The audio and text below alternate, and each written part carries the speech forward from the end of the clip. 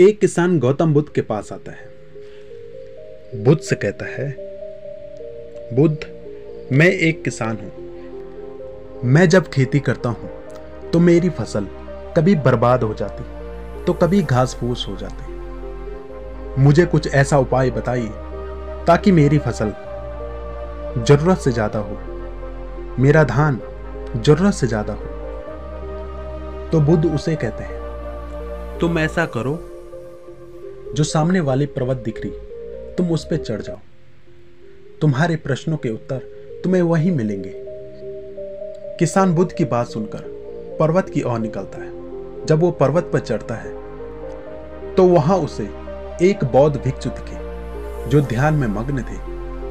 वो उन बौद्ध भिक्षु से पूछता है, हे महात्मन, आप कौन हैं और इस निर्जन से वन में आप क्या कर रहे हैं? तो बौद्ध भिक्षु उसे कहता है, मैं एक बुद्ध का शिष्य हूं। मैं 10 साल से ज्ञान प्राप्ति के लिए इस वन में ध्यान कर रहा।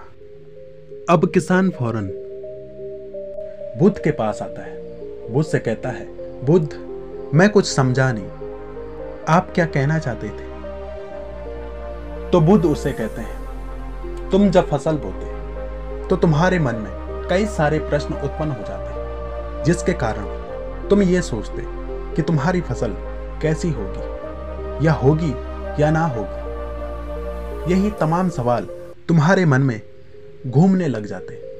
तुम्हें जहां एकाग्रता से कार्य करना था तुम वहां न करके इन तमाम सवालों में उलझे रहते, जिसके कारण तुम्हारी सारी फसल बर्बाद हो जाती। हर आदमी के जीवन में एकाग्रता जरूर होनी चाहिए। जिस आदमी के अंदर एकाग्रता होती है वो बड़े से बड़े कार्य को तब तक करता है जब तक उसे अंजाम न दे।